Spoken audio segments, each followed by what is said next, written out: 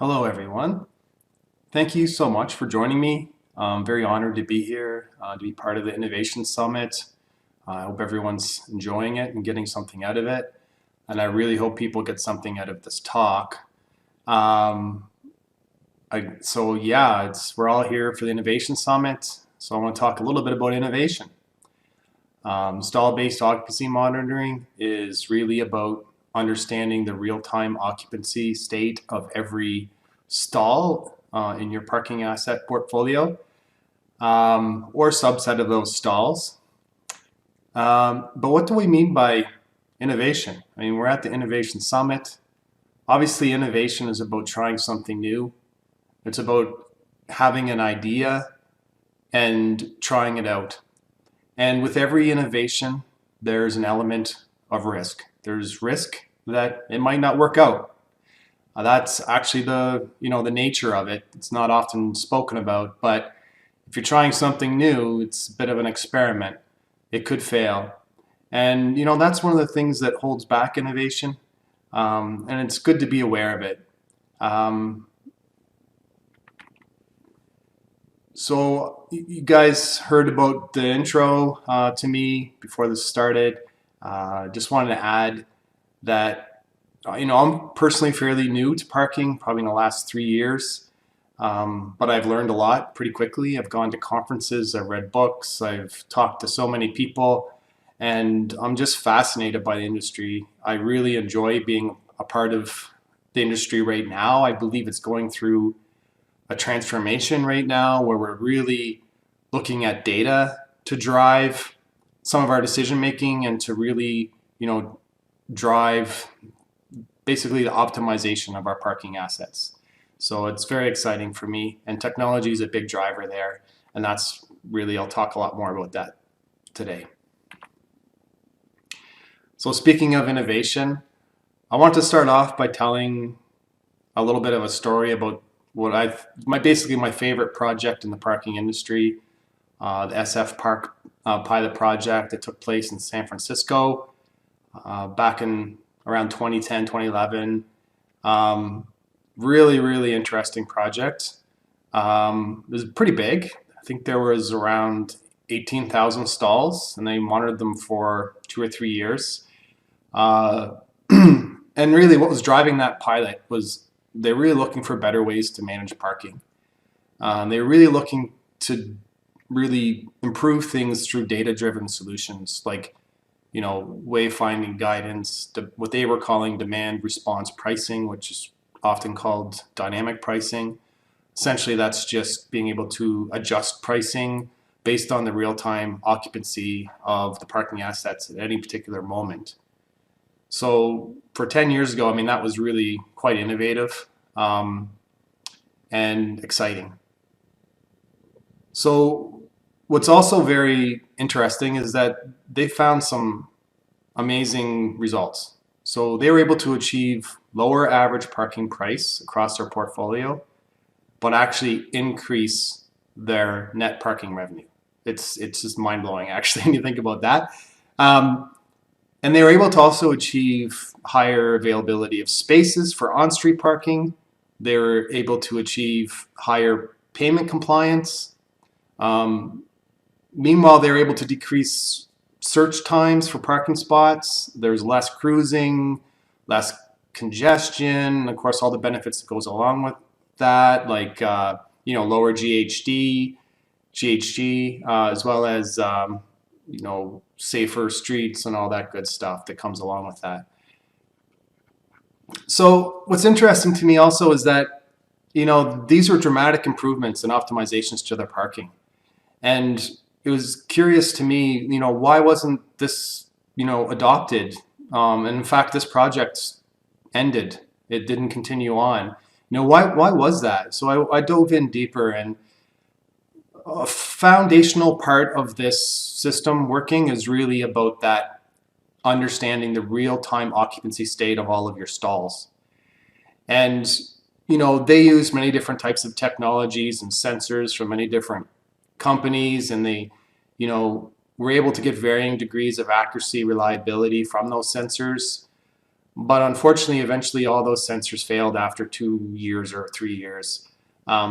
So the way that I look at this project is that, although the outcomes were amazing and all this innovation was happening, the financial risk was just too high. I think the project was $25 million, something like that. And the project itself was 80% funded by the federal government. So, if you think about that, San Francisco probably wouldn't even have done this unless they had the funding. And then because the sensors didn't last long enough, for example, is one of the problems. That ROI, or that kind of risk reward equation wasn't quite fulfilled at that time. But I'm going to talk a lot about that, kind of how things have changed throughout this presentation. Before I get into that, let's just take a step back and think about, why are we even talking about innovating? Why why bother? We're doing things the way we've been doing them. It seems to be working okay. Well, it's about optimizing our assets. And, if you look at this woman on the left driving in her vehicle, she looks pretty happy. I would say that she's either getting a pretty fair price, or maybe she's enjoyed her parking experience. She was able to find a spot pretty quickly. So that's great. That fulfills some of the goals that we're trying to meet. And the woman on the right, an enforcement officer, she's smiling. Maybe she's happy because she hasn't had to write as many tickets, or maybe she's happy because she had to write more. I don't know, but she's an integral part of the system. We need enforcement in order to get people to comply to parking. If everyone just paid for the parking, we wouldn't need her. But I'm sure she'd also be really happy if we could just direct her to the appropriate places where people are actually violating, to make her job more efficient. So, to achieve these goals, to optimize the parking management and parking solutions, it's going to take some innovative thinking, right? We're going to have to change the way we do things. You have to do something new in order to get that improvement. SF Park study and I think basically the entire industry agrees that, in order to do that, we need this data-driven solutions approach. We want to be able to match the parking demand with the parking supply. We want to do that in real time. We want to be able to provide fair pricing that's based on real-time demand. We want to be able to encourage compliance through directed enforcement. And we want to be able to take all this incredible data that we're collecting and use it to make better business decisions. How many EV charging spots do we need on Main Street? Do we need a 3-level parkade, or do we need a 2-level parkade? The difference is a couple $1 million. Once you have all of this data, the historical data can be looked at, it can be analyzed, we can get insights from that can really drive some of the other decisions we need to make. So there are many, many parking technologies on the market. I think, some of basically they're all good, right? Like there's many different ways to do things. If we look at something like mobile payment apps, for example, they'll give you a pretty good idea of who has paid in a certain area, maybe even down to the stall level, but you have no visibility into the people that have not paid, for example. So this is one of the reasons why, San Francisco, and I think pretty much everyone agrees that you need to have that visibility down to the stall level of the occupancy state, without any user interaction or any type of, aspect like that. And a lot of the systems are okay, like video can detect, vehicles and spots and things like that, and it works fairly well unless there's some type of obstruction, like a delivery vehicle or weather, tree branch, leaves, things like that. It starts to break down, the reliability and accuracy breakdown. LPR is an amazing technology. Again, it's advanced a lot in recent years. But typically that's used by, say, an enforcement vehicle that drives around and sees the plates to determine, if they've overstayed based on the last time that they drove by. It doesn't really give you a true real-time continuous look at visibility, I should say, into what your occupancy state is. It's so really stall-based sensors that are in the stall that detect whether a car is there or not is really the best option to provide that occupancy data that's required to fuel the data-driven solutions that we were talking about. So let's take a step back and let's look outside of the parking industry for a quick second here. So, there have been some incredible advances in technology in the last 10 years. It's amazing what a $1 microprocessor can get you these days. The semiconductor industry and the microprocessors are advancing very quickly to give you smaller, faster, cheaper, lower power capabilities in your microprocessor. And of course, inside every sensor, you may or may not know, of course, there is a microprocessor. There's lots of other things inside one of those sensors too, like wireless communication, radios, batteries, of course, sensor technologies. If we look at sensor technologies, if you look at radar and magnetics, they've been miniaturized and cost reduced to the point where you can actually put them into a low-cost sensor that can easily fit into the ground or whatever environment you want to install them in. And then in terms of wireless technology, I'm not sure if you've heard about LoRaWAN, but it's only been around for 5 years, and it's a wireless technology. It's based on an open standard. It's global. It's being widely adopted by all the big guys: Google, Microsoft, IBM, Cisco, and it's been deployed all over the world. It was designed from the ground up to address these types of sensors, the types of parking sensors that you would put in a stall, because it's designed for long range and very long battery life. And the other aspect is, battery technology is always improving. It's more marginal than the other things I talked about, but it improves a little bit every year. So if you look at all of these technology advancements that have been happening, in the, electronics industry and the Internet of Things industry overall, a lot of those are being adopted and put into parking sensors. And that's really been able to drive down costs. Not just the cost of the sensors, which has been driven down. You can buy sensors like this for $100. But that's just the start of the story. Basically, they now can last 10 years on a battery. So you can install them in the asphalt, on the surface. They're very reliable. They're highly accurate. So you start building up all of these factors, and the total cost of ownership starts to go down. So let's take a little bit of a deeper look into measurements and quality of measurements. So, there's lots of ways to measure things. In fact, if you have a person on the street corner with a clicker that's counting all the cars that are parked on the street, that's a totally valid way to measure parking occupancy. Now, unfortunately, it's not the highest quality, but it's still a valid way to measure. We believe that there's certain attributes of a measurement that need to exist in order to make that risk-reward equation make sense in terms of deploying parking sensors into your assets.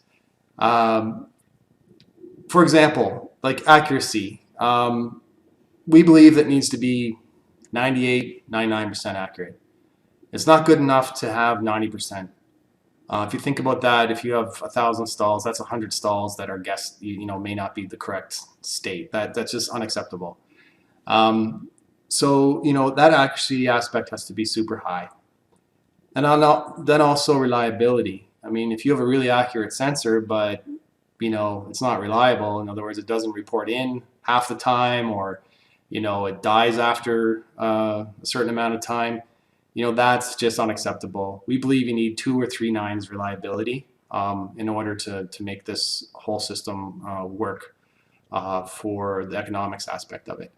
And the other one is granularity. So again, I mentioned different ways to measure. Another way to measure could be in out of a lot, based on the gate counts, things like that. There's some accuracy and reliability issues with that too, but let's assume that they're accurate and reliable. Now you're talking about granularity. That will give me visibility into how many people are parked within a parking lot. We believe that you need to have stall level granularity. That's in order to realize all the advantages that we talked about before. The other aspect is frequency. So in order to have the system work, you need to be able to understand when every single state change occurs. Not just when an enforcement vehicle happens to drive by, but every single time a car parks and a car leaves. And also timeliness. So when that event occurs, car pulls away, the system should be able to know about that within a few seconds. So why are we talking about all these quality aspects of measurements? It's really because, it's the data that's going to drive these data-driven solutions. I know it sounds obvious, but you don't want to have, garbage in, garbage out, or any aspect of the data that could cause the whole system to not necessarily fail. Maybe it would work, but I'm talking about high performance. We need very high performance. We want those customers to be super happy. We want to be able to match drivers to the spots. We want to be able to do targeted enforcement. Want to provide the best pricing. So all of these things, only work well in a high performing manner if that data that's the foundation of all of this is very high quality measurements and high quality data.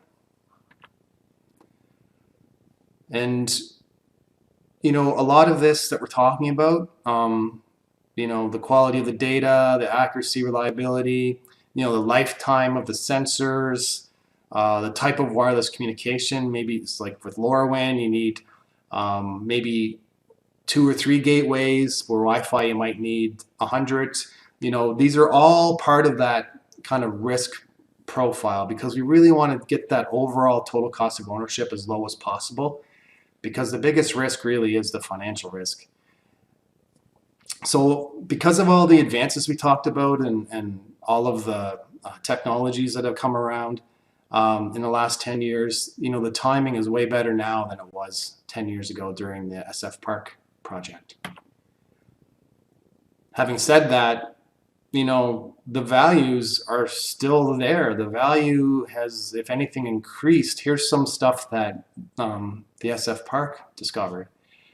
Now I mentioned earlier, they had lower average parking prices. Well, here's some more specifics on that. And I also mentioned that they were able to achieve higher revenues. So how does that even make sense? Lower pricing, but higher revenues. It's really about the right side of this plot, right? So we're looking at the number of citations. They actually went down.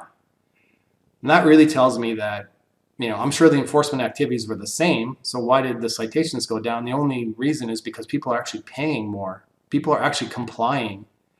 And that's really, really amazing. That's the key to having a profitable system.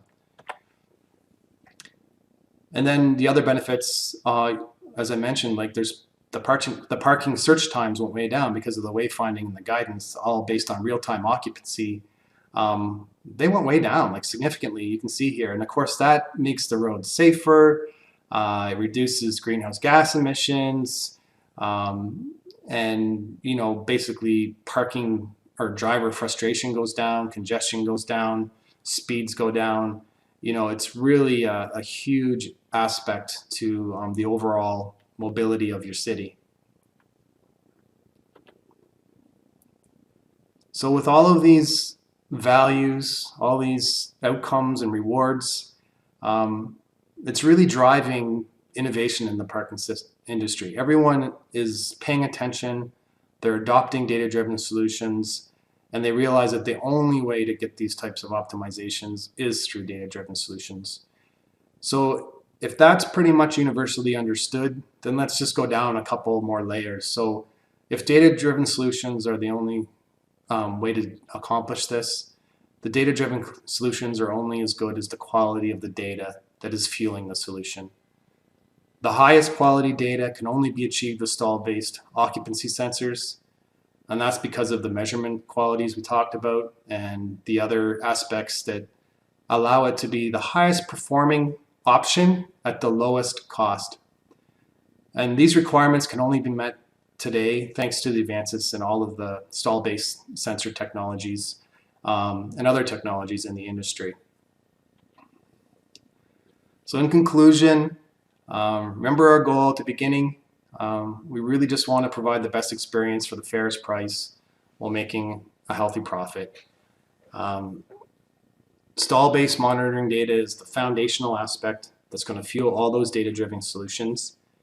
And with the current risk-reward profile, thanks to all of the technology advances and where things are in the industry, now is the time to adopt innovation and to really adopt stall-based sensors in order to realize the results that we talked about. Thank you very much. And I'm here to answer any questions you may have. Also, here's my contact information. Looking forward to hearing what questions you may have. Thanks so much.